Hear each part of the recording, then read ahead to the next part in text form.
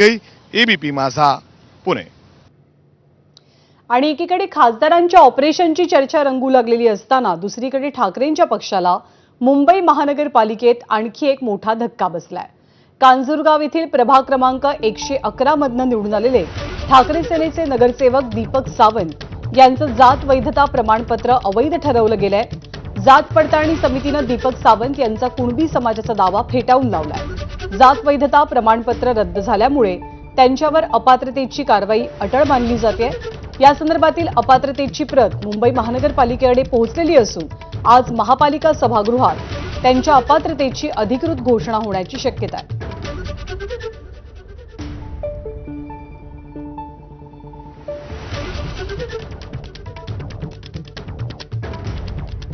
ठाकरे सेनेचे नगरसेवक दीपक सावंत यांचं जात प्रमाणपत्र अपात्र ठरलेलं आहे आणि याच अनुषंगानं महानगरपालिका त्यांच्यावरती आजच अपात्रतेची कारवाई करण्याची शक्यता आहे।